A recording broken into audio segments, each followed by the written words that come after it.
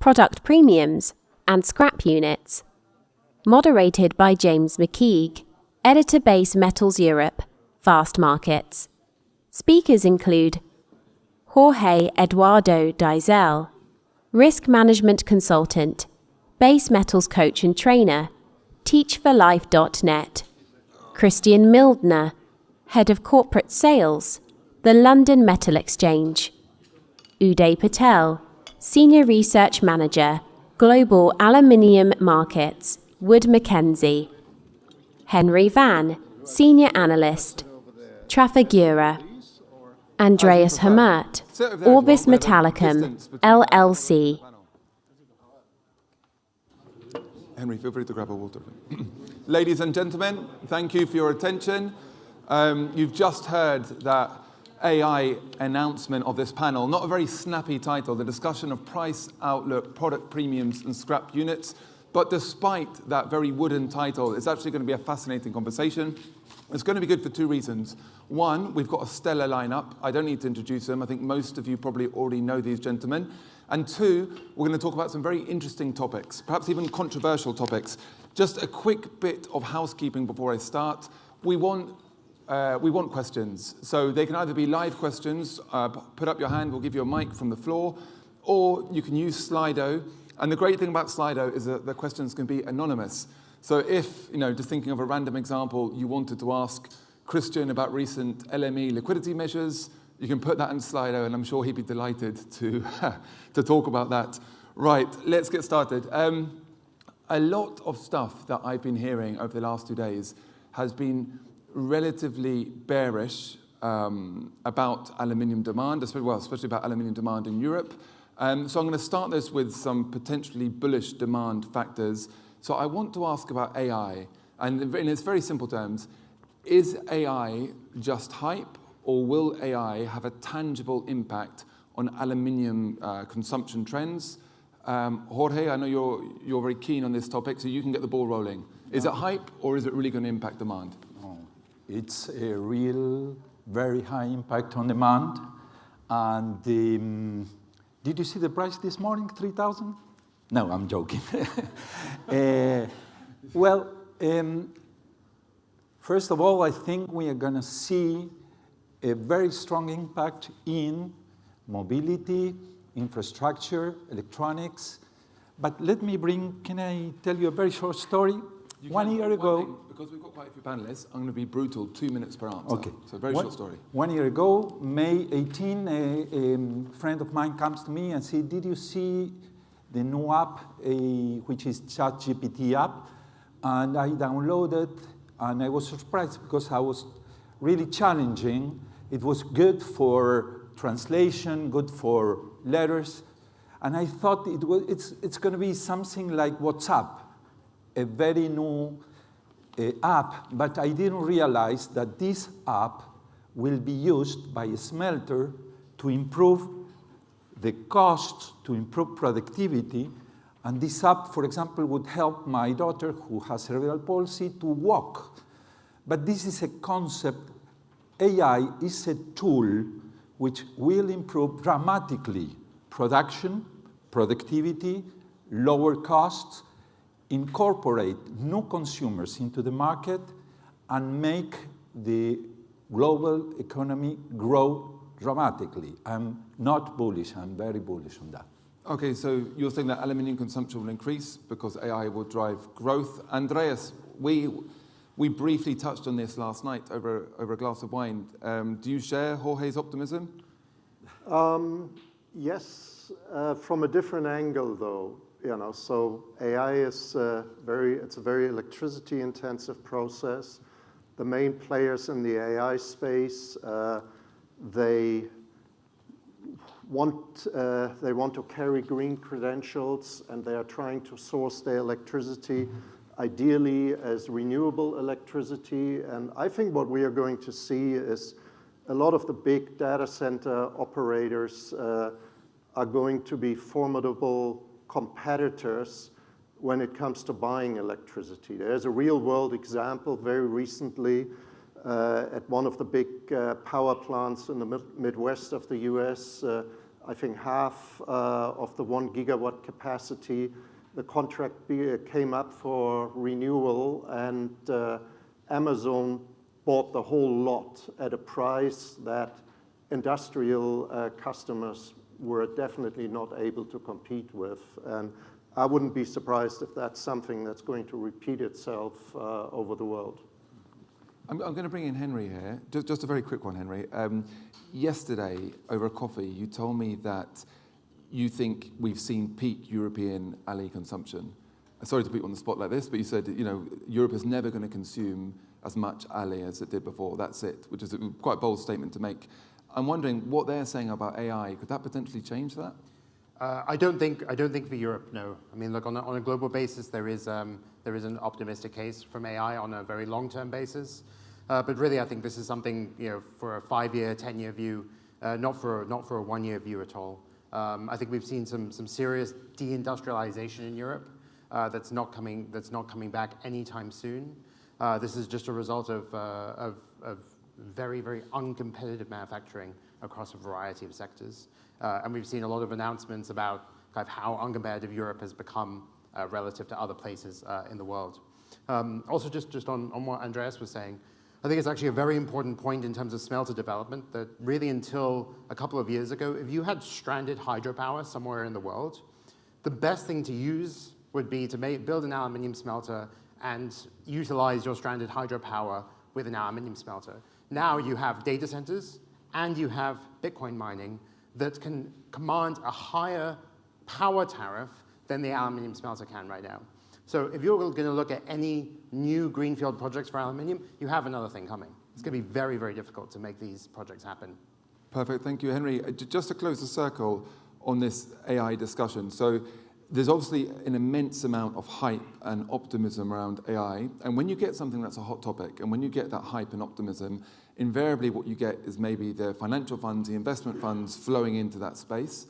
So I just want to ask about that. Do you think we're going to see that? Do you think we'll see any price moves exacerbated, exaggerated, being further pushed by an inflow of financial funds into the sector? Jorge, I can see you nodding vigorously. You can go first on this. Yeah, so my thinking is, imagine that we have a Congress with just 2 political parties. One is the funds. The other one are the guys, producers, consumers, fundamentals. The funds have 90% of the vote. This is a replication of the volume in the futures market. The one representing the fundamentals, 10%.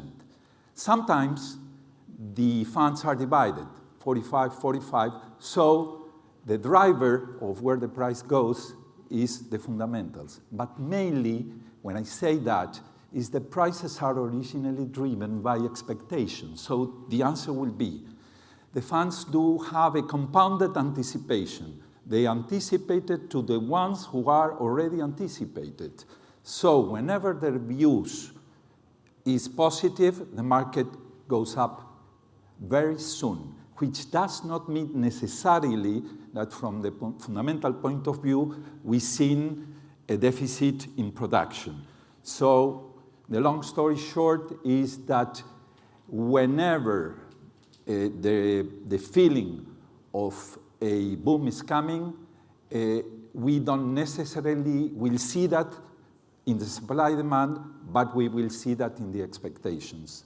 And that is the timing. That is why that price increase may come earlier than the real deficit on supply.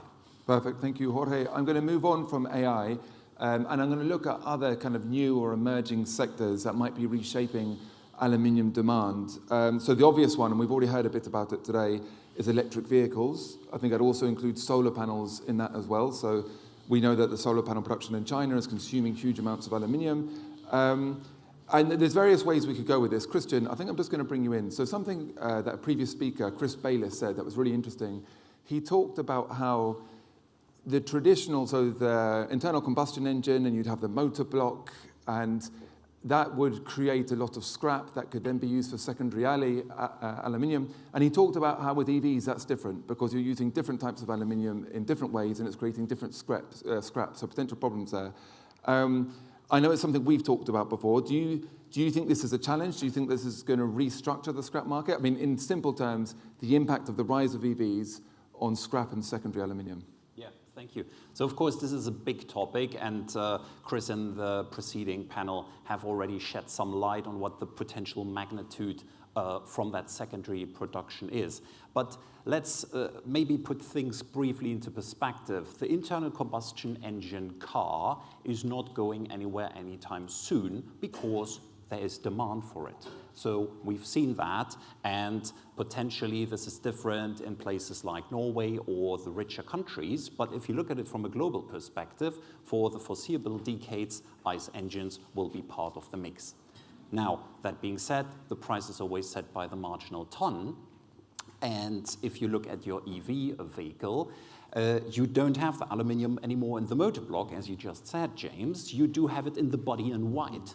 And here you do have a lot of different aluminium series. You do have a lot of rolling aluminium. You do have extrusions. You do have also castings, but naturally different aluminium series from the one you had in the centralized motor block. So the challenge is, how do we recover those units? And this is not only about sorting your Zorba once the car has been shredded. This already starts when you design the car. So when the cars are designed, the designers already need to think about 12, 15 years ahead when the car will be shredded. How do we dismantle it? And for example, if you glue the aluminium to the steel or the plastic, this is a recycling nightmare. So yeah, this is where a lot of things must happen, but it's also encouraging to see that they do happen, and the OEMs think about that intensively. Andreas, you mentioned before that perhaps there's a difference between what's happening with Western automakers and Chinese automakers. Do you think maybe the Chinese are more flexible when it comes to using these different types of scrap? The Chinese are always more flexible, and the German engineers are the most dogmatic and unflexible. And I say that as a German. But we've done some work really digging into the parts that are available in China for electric vehicles. And they are using A380 type real secondary alloys to cast some of the parts, like parts of the battery box, even the motor housing. The only thing you have to do, you're not going to achieve these super thin, thin-walled parts. It has to be a little bit bigger, but it's still aluminum, it's still relatively light, and most importantly, compared to the primary grade materials, it's dirt cheap, and it's going to get cheaper.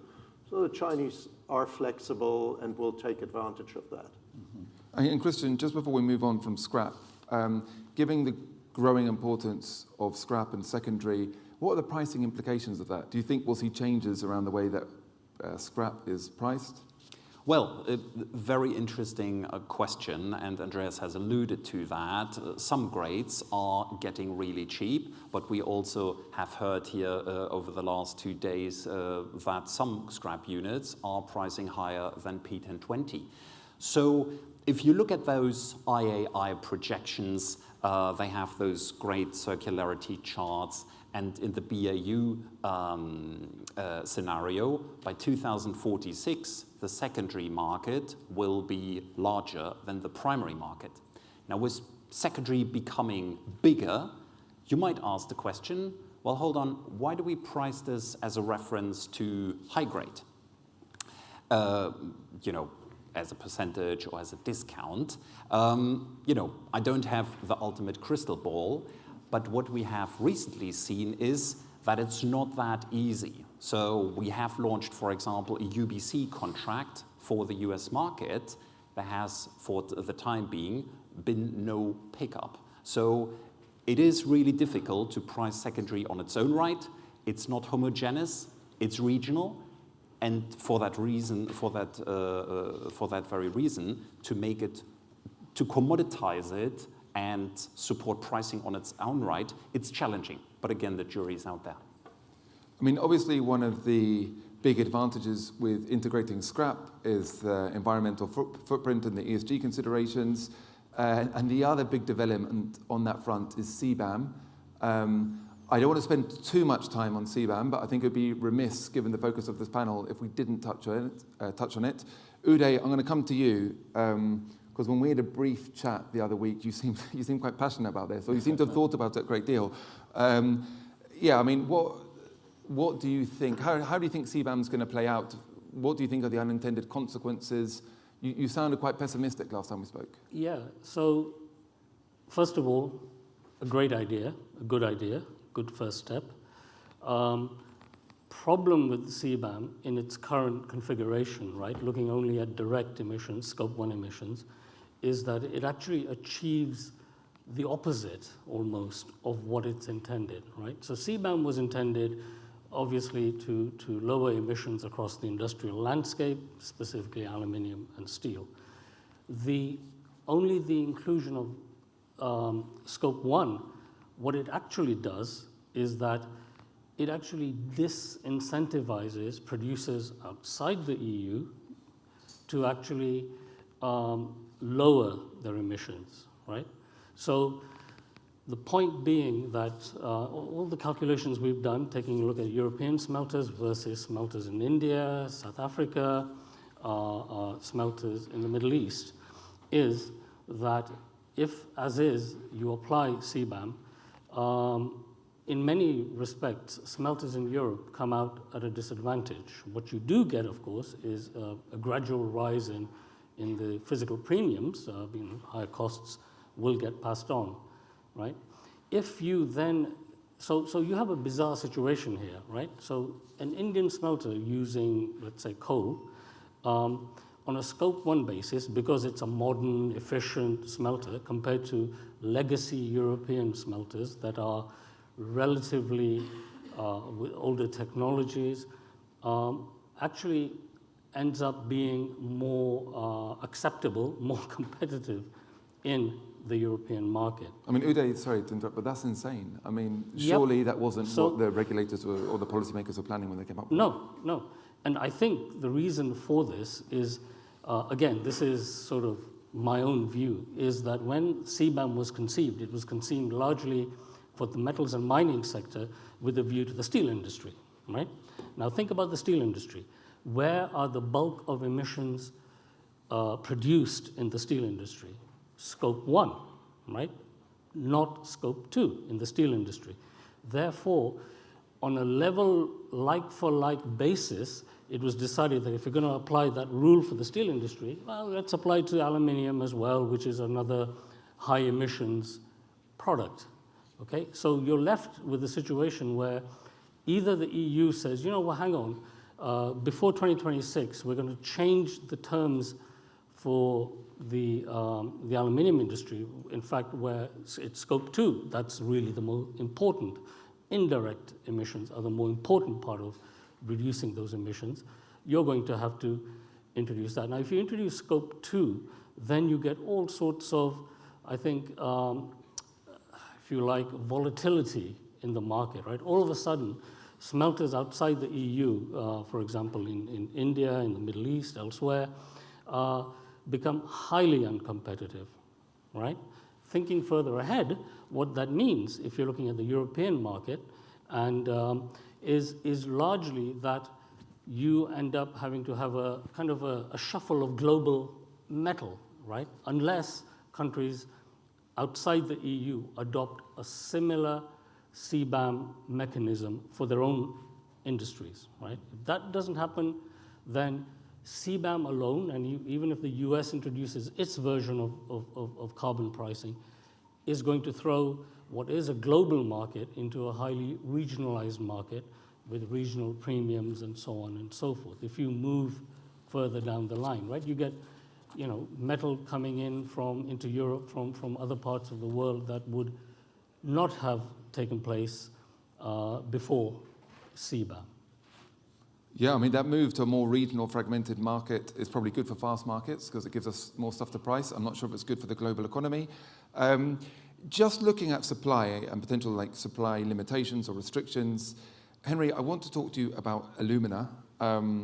So as a base metals editor, I help a team of different specialists, and actually in the office I sit next to the specialist for alumina, Laura Roberts, so I hear more about alumina than I probably need to. And I know from sitting, we all know that I think the price has gone up a lot. At the moment, off the top of my head, it's maybe above 20% of the all-in aluminium price, or hovering Over around 22 now.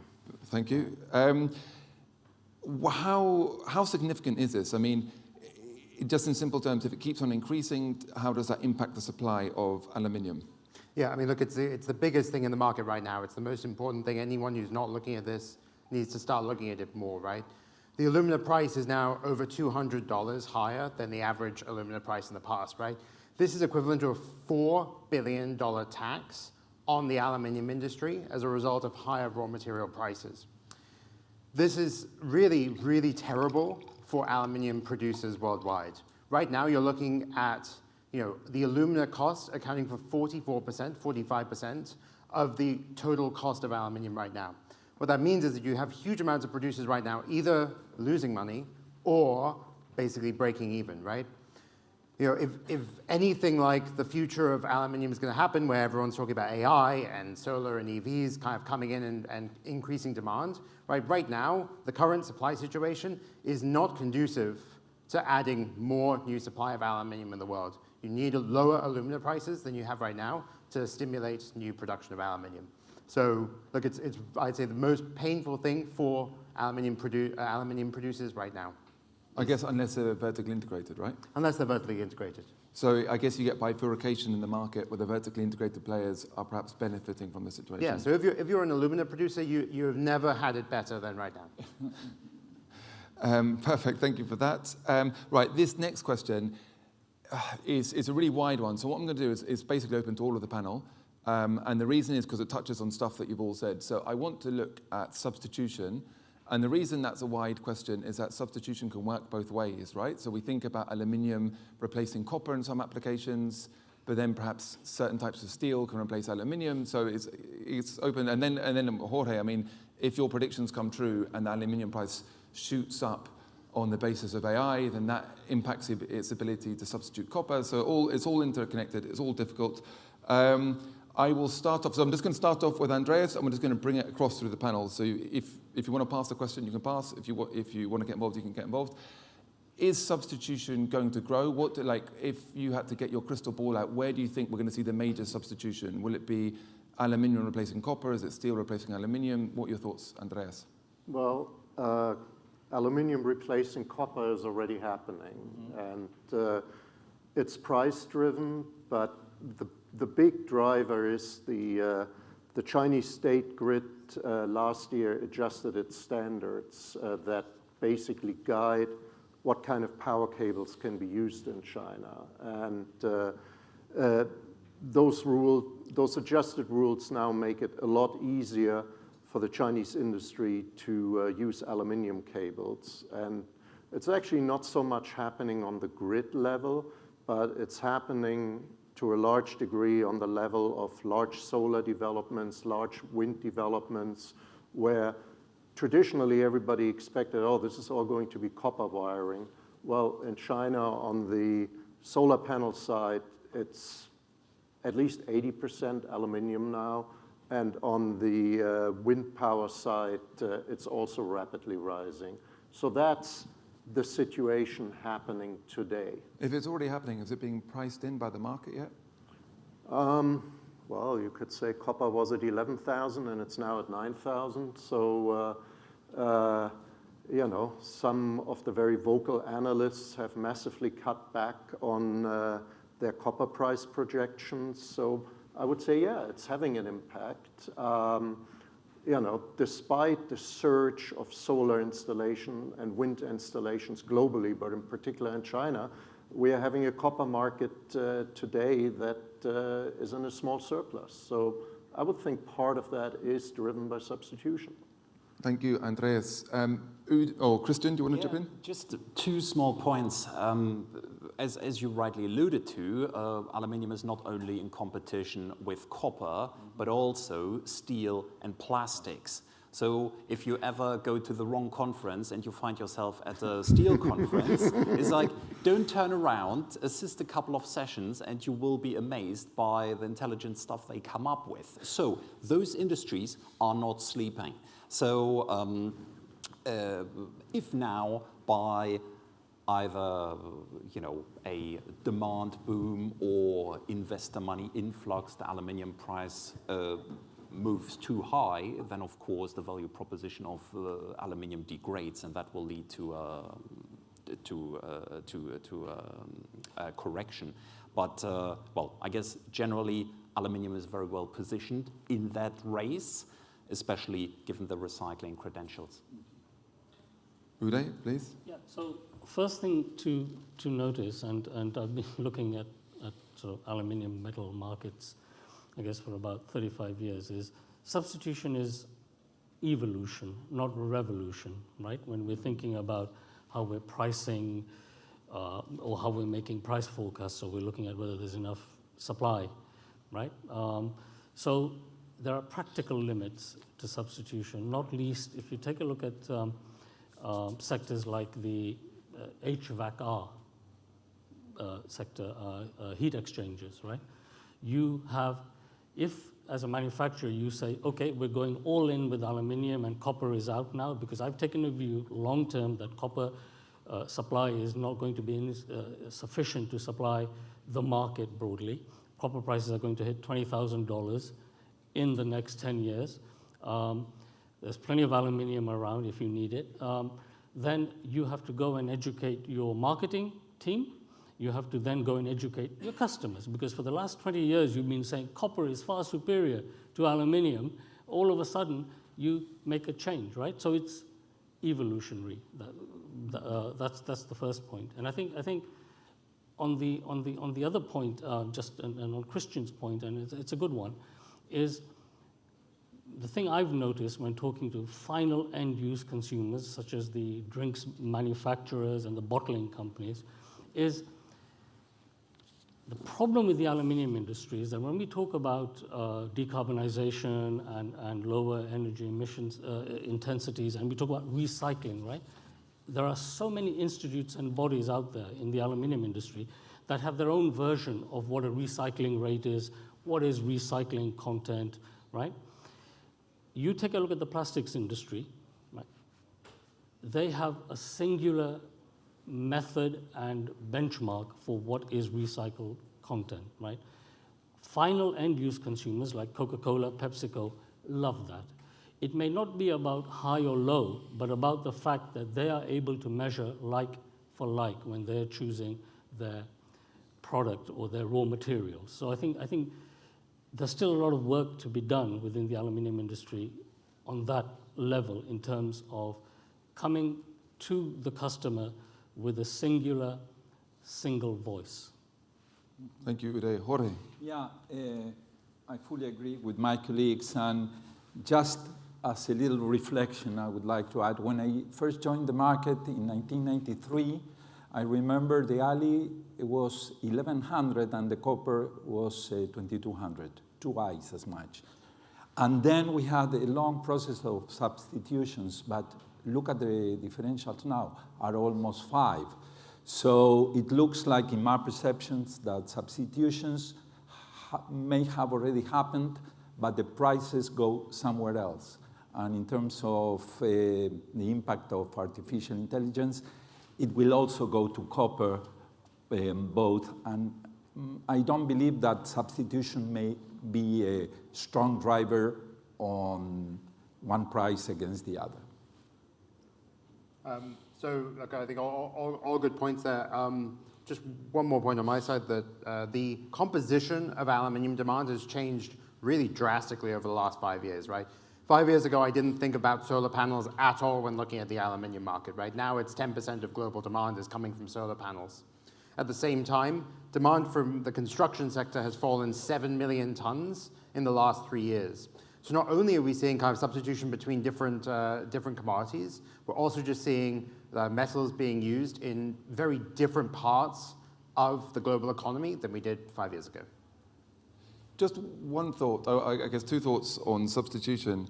These are questions really, and forgive the simplistic nature of these questions, but in my previous life, I spent about a decade in Latin America visiting copper mines, and it's incredibly difficult to build new copper mines right now in this world. Is it easier to ramp up Ali supply than it is to ramp up copper supply?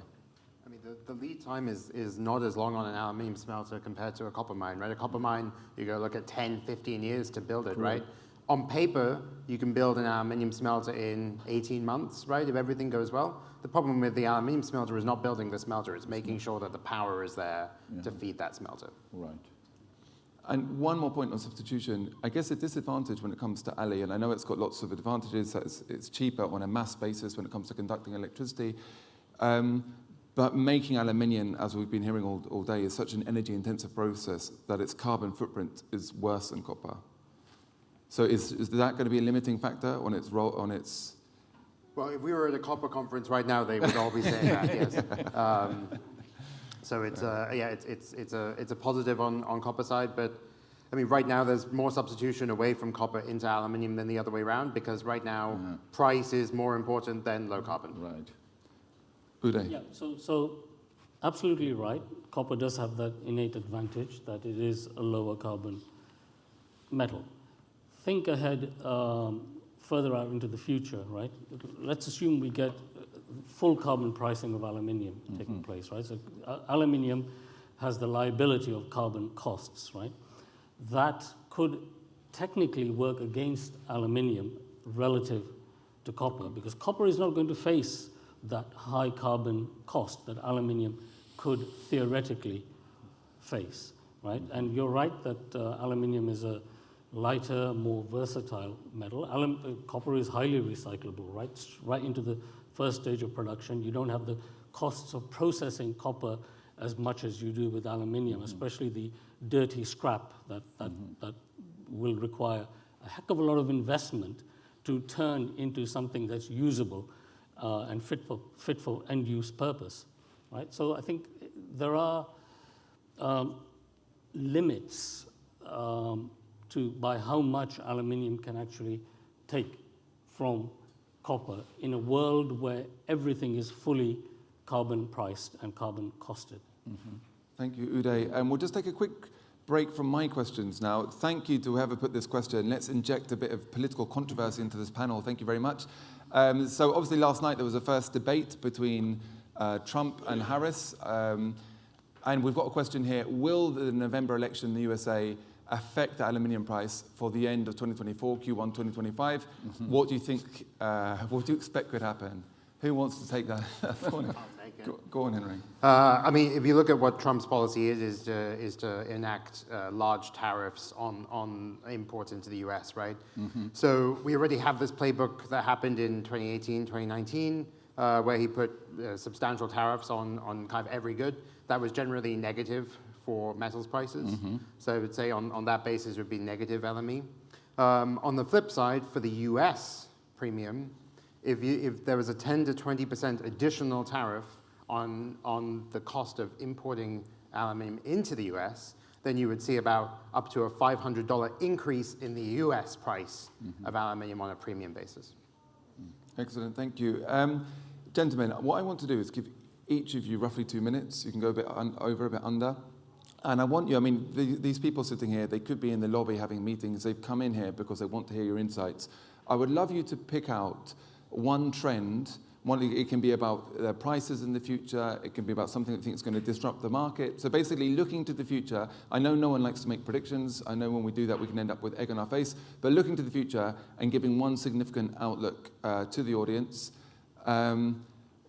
Jorge, I'm going to start with you because you're chomping at the bit there. I mean, I'm going to answer based on what I do, go for which is education. So I strongly recommend you to take care of your numbers to get protected. We have a wonderful possibility that the LME gives us, which is hedging. And it's interesting because normally a consumer or a producer goes long or goes short. I would strongly recommend, if you are a producer and you have a very bullish view, it sounds contradictory, but you should really take and pay attention and take your time to analyze buying puts, because the puts gives you a protection and at the same time gives you the possibility to grab the upside. And if you are moderate bullish, you may also consider to hedge selling some calls, which again, it's, I would say it's not an orthodox way, but definitively I would recommend you to pay attention to education and hedge. It's what we do every day. We assume it will rain, our hedge is the umbrella. Perfect. Thank you, Jorge. Who wants to go next? Uday, thank you. Yeah, so following on from Jorge's point of view, I think the buzzword for certainly for the next few years is going to be volatility, right? And I think when planning ahead, I think what you're going to find now is that inventory management from a producer and from a consumer perspective is going to become critical to survivability and ultimately profitability. I think gone are the days of relative predictability. As an aluminium smelter, you might say, okay, I'm going to hold back X percentage of my production as inventory for example, spot opportunities that I might see at the end of the year and carry out inventory management, right? Those days of relative certainty, I think, are certainly gone for the time being. And again, it comes back to the question on geopolitics, on I guess deglobalization or whatever the word you want to use, or reglobalization, as was discussed earlier this morning. And I think that is going to be really the order of the day. And there's going to be an extreme uncertainty right across the supply chain. Excellent. Thank you, Uday. Who wants to go next with their 2-minute outlook for the market? Yes. Happy to do that. Looking beyond the current cyclical demand downturn in many parts of the world, I think aluminium has an amazing story, right? If we look back 25 years, China produced close to zero aluminium. Now they produce 44 million tons per year. They have a 45 million ton cap in place. So for all intensive purposes, they are producing at their cap. So where's aluminium supply growth going to come from? Other than China, India built 4 million tons of smelting capacity in the last 15 years, or roughly 15 years. There's not much in the pipeline there the way it looks. The Middle East has hardly any projects. They would have in the past reacted very quickly, but they're pondering how to build a smelter that is not fed by electricity from hydrocarbons, and they haven't come up with a great idea yet. So for the first time in its history, really, aluminium seems to be supply constrained. And that is something most people in the market haven't experienced. And I think that's going to be very supportive for price in the long term. Andrea, sorry, just to butt in there, something you said. I had a lunch yesterday with a warehouse company, and he mentioned something that I found very interesting, and I'm sure you guys and people in the room already know this. He said maybe 5-6 years ago, global alley stocks were about 15 million tons, rough figures, and today maybe they're around 3 million tons, again, rough figures. Whether those figures are exact, but the general trend of just using up those stocks, as a journalist, that seems to me hugely significant, because it seems like a trend that's not sustainable if you're living off these stocks. And if you're saying, Andreas, that new supply is restricted, that seems like we'd be heading to a crunch point in a couple of years. Am I being overly simplistic? Is that something we should keep an eye on? Yeah, for sure. Perfect. Henry? Yeah, I mean, I think the aluminium market is kind of two different markets at once, right? On the one side, in the short term, you have a lot of new supply coming on right now, and you have a cyclical downturn, a lot of sectors still under pain that don't look like they're turning anytime soon. But if you take more of a 10-year view or even a 5-year view, right, it flips the other way around, right? There's a lot of demand, possible upticks that come from intensity gains from new applications, and there's not really, the pipeline for new production is very small. So I think at some point there is an inflection point in the aluminium market. I don't think it's anytime very soon, but that's something to watch out for in the long term. Excellent. Finally, Christian. All right, crystal ball. Quite simplistically, metals in general and aluminium in particular are a force for good. They basically enable that very transition towards a more sustainable economy. And, that's of course hugely important. There are a huge amount of challenges the industry and the market needs to address, starting from responsible sourcing, making sure you know where your material comes from. We've discussed the secondary element, making sure you recover those units, closing the loop. And there are many, many more. We have spoken about energy prices, carbon intensity. All of that is challenging. But the industry is addressing those topics. So from that perspective, the outlook is bright, and I'm optimistic. Excellent. Thank you, Christian. We've just got a quick question, gentleman from Bloomberg. A question for Henry on alumina. Is your base case that high prices will continue and non-integrated smelters will be forced to cut, or will the pressure ease? I think more likely that the pressure eases. There would need to be sustained pressure on these smelters probably over another year for cuts to happen. I think what's more likely to happen is there are expected ramp-ups of new production, of aluminium production that was going to come on over the next year. I think what it does is it delays any new projects that were expected to come on. Another question, and I guess this is for the whole panel, so choose who wants to take it. Any views on premiums and green premiums outlook? So essentially they're green premiums. You are the green. Okay. Seems I've drawn the short straw. So on specifically on green premiums, I think we're still broadly some way away from green premiums being sort of accepted by the market. We see pockets of acceptance in terms of slight upcharges to the base premiums, but what I would say is that it's going to take time before we see sufficient liquidity in the market for it to make an impact broadly. At the moment, what I'm hearing from buyers, consumers, end-use consumers of aluminium is a simple message that aluminium is relatively high carbon product, but it's not my problem. It's the industry's problem. Why should I pay extra for the industry trying to solve that problem through differentiating the market, right? For the time being, I think that's the case. Of course, there are occasions when green premiums are forced into the market and accepted, but broadly, that's the kind of feedback that I'm getting. It's interesting because it ties on what Chris Bayliss said earlier about maybe sometimes the aluminium producers have to do a better job of saying to the downstream, no, look, this is your job as well to convince your customers and convince your consumers. And just on the green premiums, how will CBAM affect that? I mean, will that boost the development of green premiums?